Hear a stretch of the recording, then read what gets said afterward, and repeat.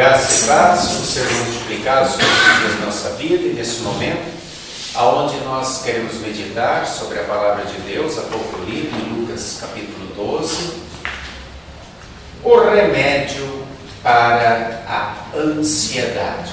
Esse é o tema que escolhi. Que Deus Pai, Filho e Espírito Santo nos abençoe nessa meditação. Amém. Podemos nos assentar. Queridos irmãos e irmãs em Cristo Jesus, ao longo dos séculos foram desenvolvidos e ainda são desenvolvidas várias vacinas para curar todos os tipos de enfermidade, todos os tipos de doenças que nós conhecemos. Algumas doenças aparecem silenciosamente quando menos esperamos, e quando elas aparecem, elas não atingem apenas o paciente, o enfermo, mas toda a família, todas as pessoas que estão próximas, elas também sofrem. As doenças causam um enorme estrago e trazem também consigo insegurança, medo, intranquilidade quanto ao restabelecimento, quanto à cura, e algumas pessoas até ficam deprimidas por causa das doenças. Hoje, nessa mensagem, eu vou falar sobre uma doença, não uma doença moderna, mas poderíamos chamá-la de doença de todos os séculos. No texto que acabamos de acompanhar, aonde nós vemos Jesus falando com os discípulos, há 2000 anos atrás, ele está falando dessa doença. O texto trata do ensinamento de Jesus aos discípulos, depois que um homem muito ansioso procurou Jesus, pedindo que Jesus conversasse com o irmão dele a respeito de uma herança que estava dando problema entre os dois. Jesus disse que ele não foi mandado para ser partidor de heranças.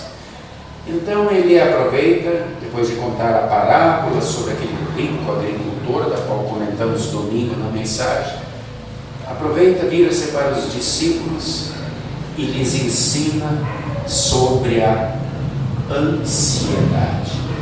E se Jesus se vira aos discípulos e fala para os discípulos não andarem ansiosos por coisa alguma, isso significa que os discípulos de Jesus, os filhos de Deus, também sofrem desta doença.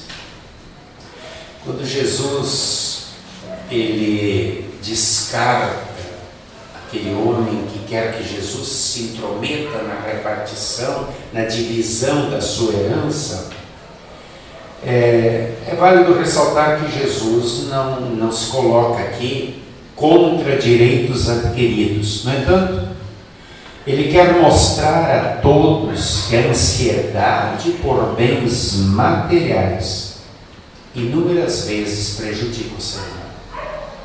Principalmente nesse caso desse rapaz, onde Jesus constata, além da ansiedade, a questão da avareza.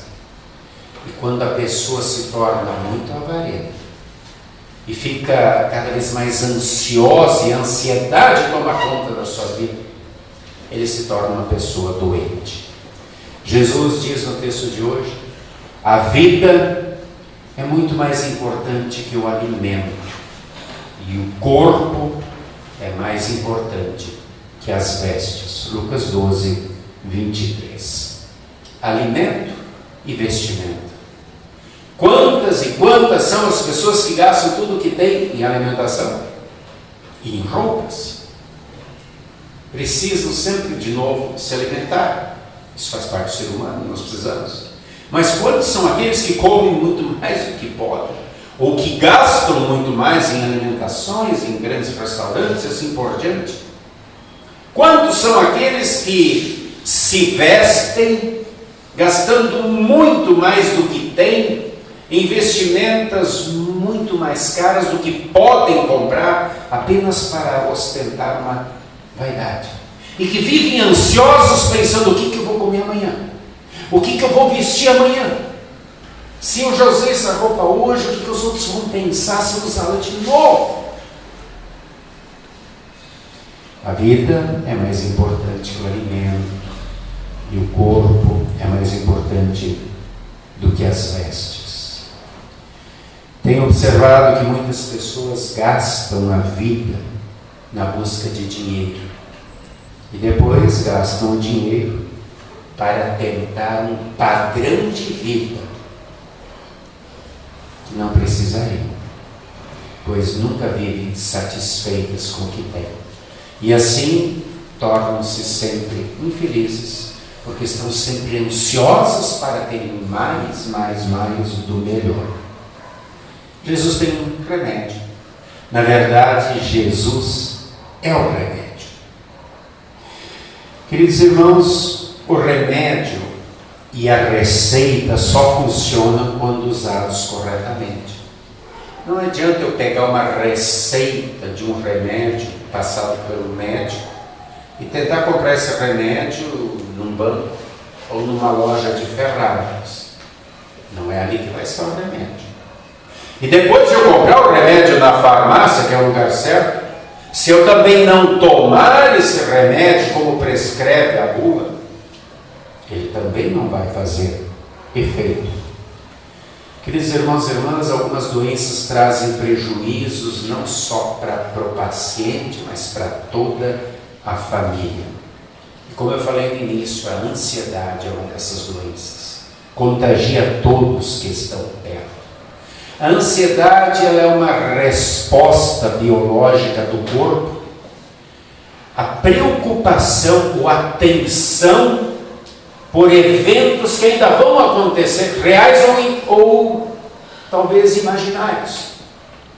A pessoa que está ansiosa por alguma coisa, que ainda vai acontecer muitas coisas, muitas vezes ela cria um blackout na sua mente e ela não consegue mais raciocinar direito, e muitas vezes ela vê problemas onde não existirão problemas. Ela cria problemas.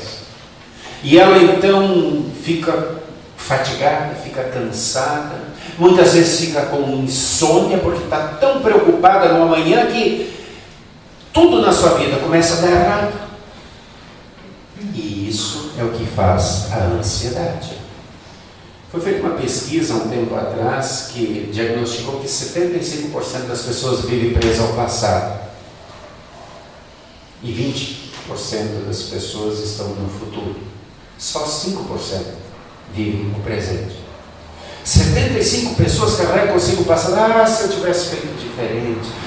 Se eu voltasse atrás. Eu lembro do meu tempo. E estão sempre carregando um peso e não conseguem chegar onde estão.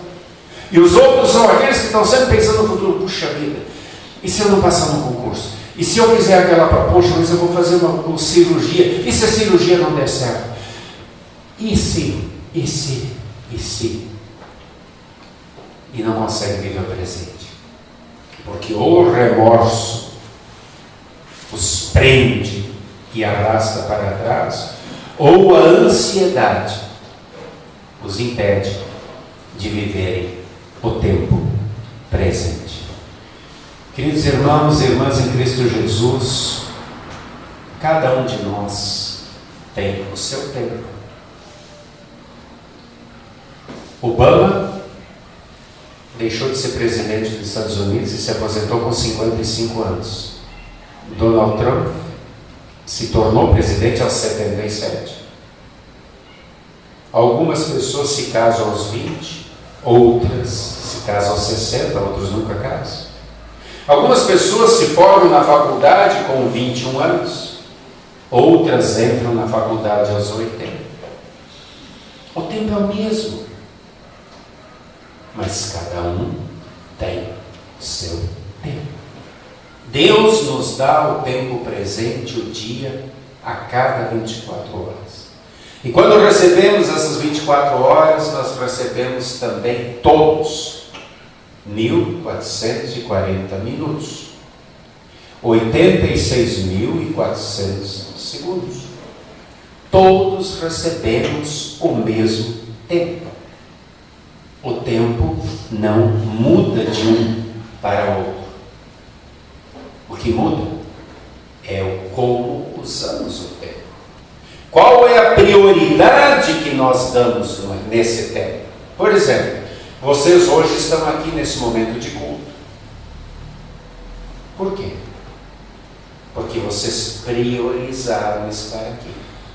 Vocês julgaram importante estar nesse momento na casa de Deus, orando, louvando, agradecendo, buscando o perdão dos pecados, na absolvição, na Santa Ceia, recebendo o fortalecimento da fé através do poder do Espírito Santo, aumentando a comunhão. Vocês priorizaram isso. Por que os outros não estão aqui? Porque a prioridade deles foi outra. Mas não é o tempo que é diferente, eles têm o mesmo tempo que vocês. O tempo deles é o mesmo de vocês, eles poderiam estar aqui. Não quiseram.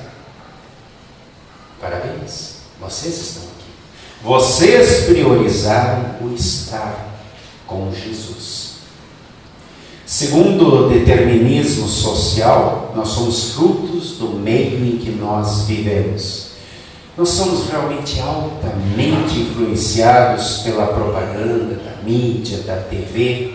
Empresas, comércio, eles investem muito nas modas e nós deixamos muitas vezes nos influenciar pelas maravilhosas formas de pagamento, pelas grandes promoções e precisamos cada vez comprar mais, ter mais, porque somos impulsionados a isso.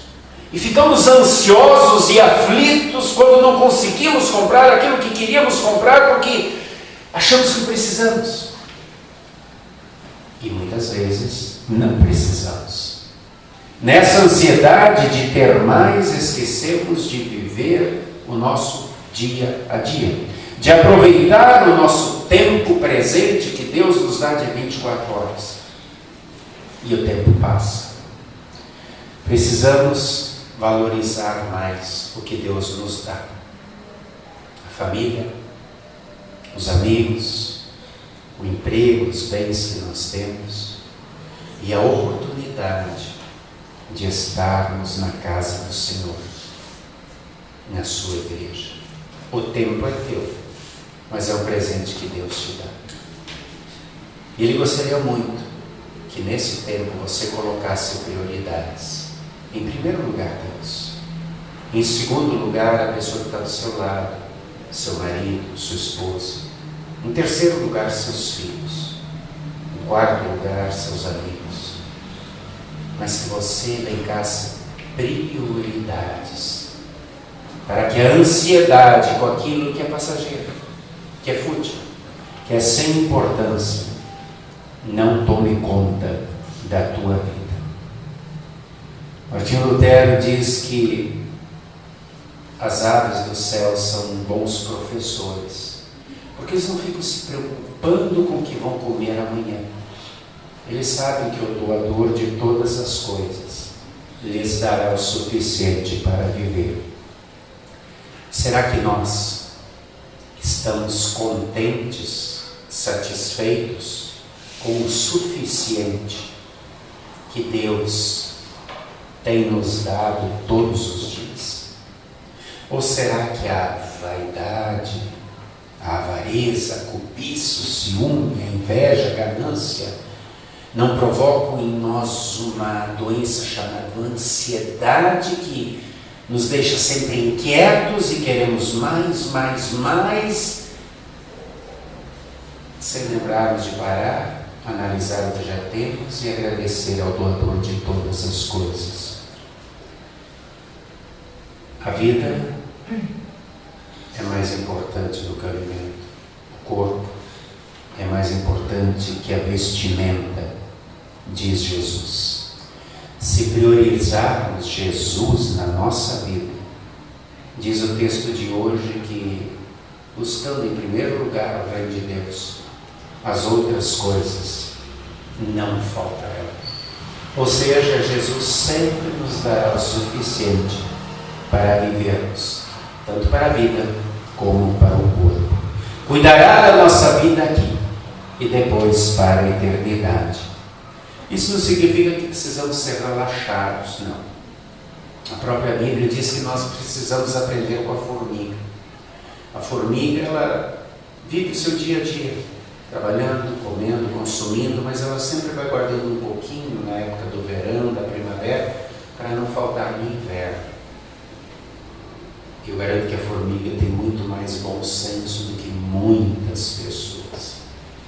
Queridos irmãos e irmãs, que a nossa oração seja a mesma oração que Moisés fez no Salmo 90, versículo 12, quando ele disse assim: ensina-me a contar os meus dias, para que eu alcance coração sábio.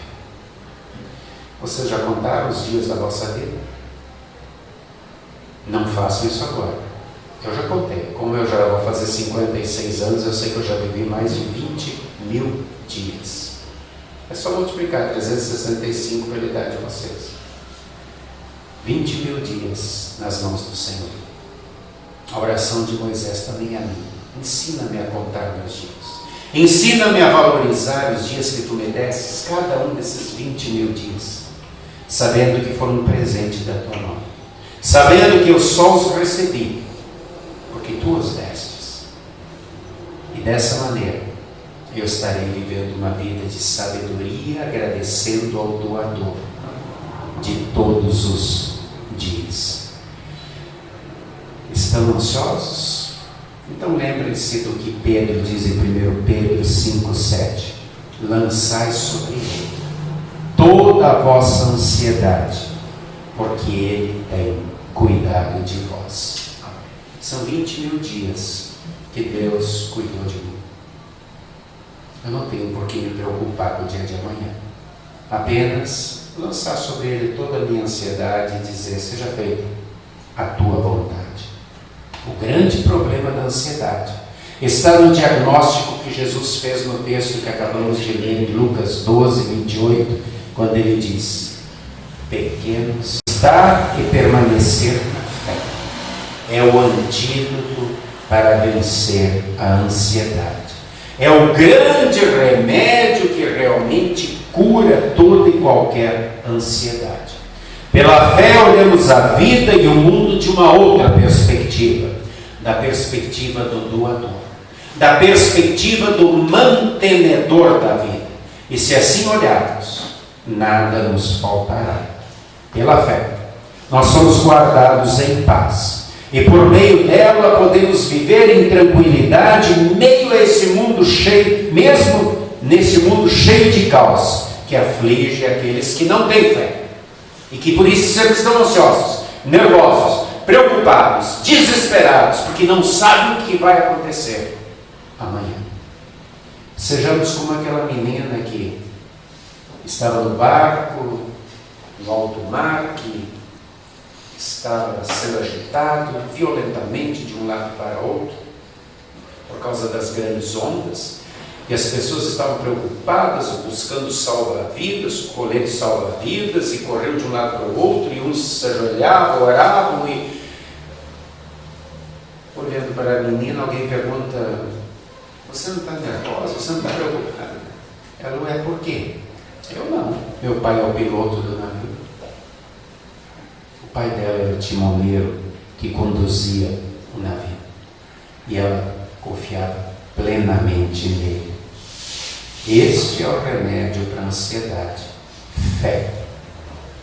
Beba desse remédio todos os dias da tua vida, sem restrições. E assim combaterás a tua ansiedade. Que assim seja. Amém. E a paz